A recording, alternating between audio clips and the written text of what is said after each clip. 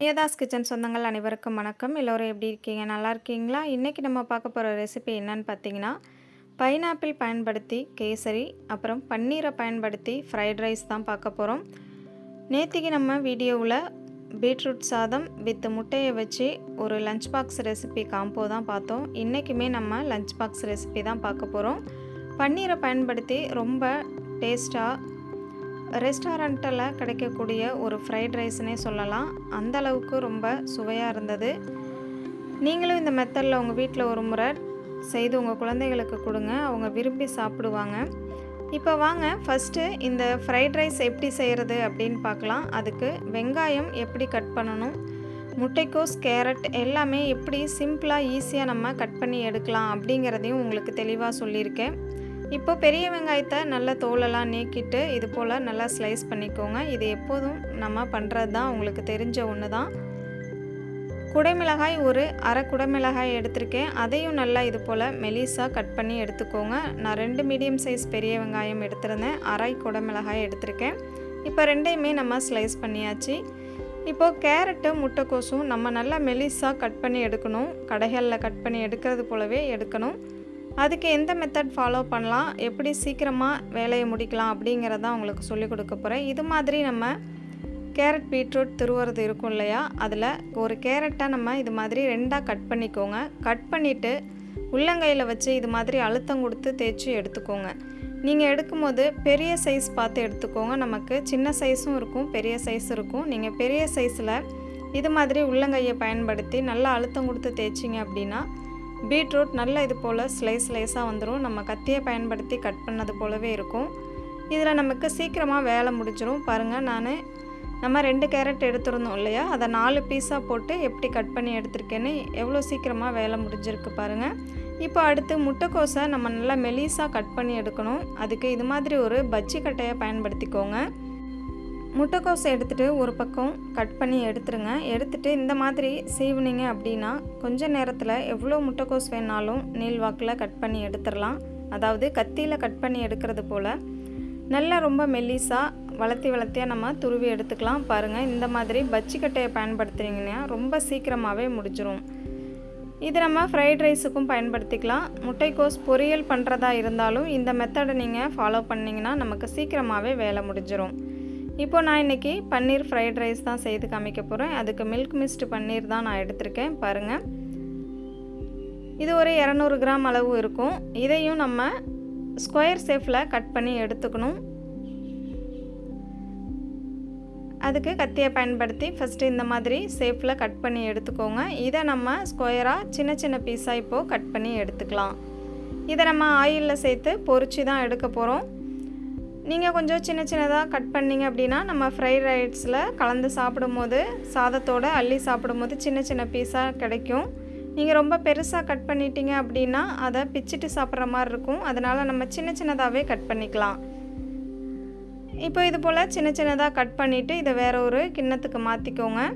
இதில் நம்ம உப்பு, மிளகாய்த்தூள் எல்லாமே சேர்க்க போகிறோம். ஏன்னா ஆயிலில் போட்டு ஃப்ரை பண்ணி தான் எடுக்க போகிறோம். இதே மெத்தடில் நீங்கள் சிக்கன், ப்ரான், அப்புறமா பொட்டேட்டோ இது கூட நீங்கள் பயன்படுத்தி செய்யலாம். இப்போ பாருங்கள், இந்த பன்னீருக்கு தேவையான அளவு தூளுப்பு, ஒரு அரை டீஸ்பூன் காஷ்மீர் மிளகாய் பொடி, 1 டேபிள் ஸ்பூன் அளவு கார்ன்ஃப்ளவர் மாவும் சேர்த்துருக்கேன். நான் எடுத்துருக்கிற பன்னீரை பொறுத்து சேர்த்துருக்கேன். நீங்கள் கொஞ்சம் கூடவோ குறைவோ சேர்த்துக்கோங்க. இப்போ கொஞ்சமாக தண்ணி சேர்த்துட்டு நல்லா இதை கை வச்சு கலந்து கொடுத்துக்கோங்க. இப்போது ஆயில் நமக்கு ஹீட் ஆகி வந்திருக்கு. இதில் ஒவ்வொரு பீஸுகளாக சேர்த்துட்டு நல்லா பொரிய விட்டு எடுத்துக்கலாம். மேலே நல்லா கிறிஸ்பியாக உள்ளே நல்லா சாஃப்டாக இருக்கும். இந்த பன்னீர் சேர்த்ததும் நம்ம கரண்டி பயன்படுத்தி கலந்து விட வேணாம். கொஞ்சம் நேரம் கழிச்சிட்டு அதுக்கப்புறமா இது போல் கலந்து விடுங்க. நல்லா மேலே கிறிஸ்பியாக வெந்து வந்திருக்கும்.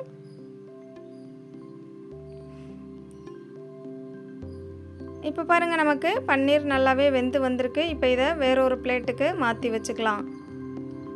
பன்னீர் நம்ம ரொம்ப அதிகமாகவும் சேர்க்கக்கூடாது, ஓரளவு இருந்தாலே போதுமானதாக இருக்கும். நான் அதனால தான் பாதி அளவு மட்டும்தான் பயன்படுத்தியிருக்கேன். பாருங்கள், இப்போ இதை ஒரு ஓரமாக வச்சுட்டு ஒரு அகலமான கடாயில் ஒரு 50 ml அளவு எண்ணெய் சேர்த்துக்கோங்க. நான் இன்றைக்கி நல்லெண்ணெய் பயன்படுத்தியிருக்கேன். நீங்கள் உங்களுக்கு விருப்பமான ஆயில் சேர்த்துக்கோங்க.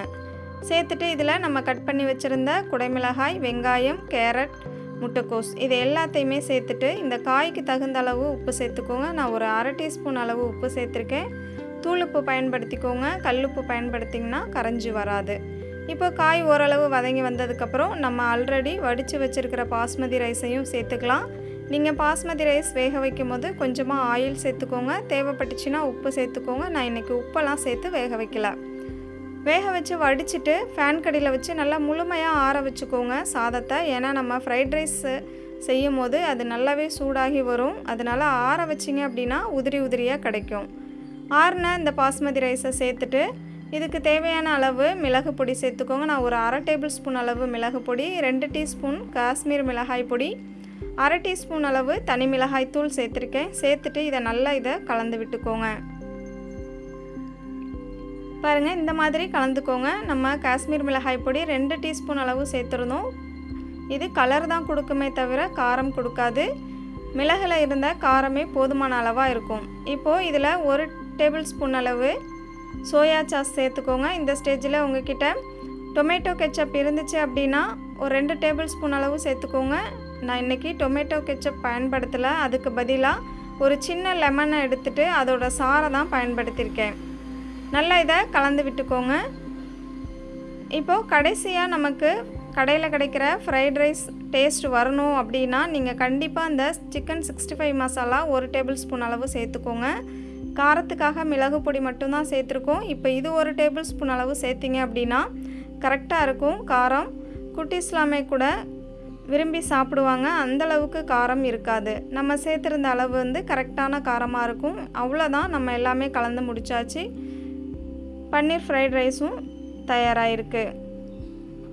பாருங்கள், எவ்வளோ சூப்பராக இருக்குல்ல, உதிரி உதிரியாக. நீங்கள் கொஞ்சம் ஆயில் சேர்த்து செஞ்சீங்க அப்படின்னா சாதம் நல்லா உதிரி உதிரியாக இருக்கும். உடையாமல் ஒன்றோட ஒன்று ஒட்டி பிடிக்காமல் ரொம்பவே டேஸ்டியாக வரும்.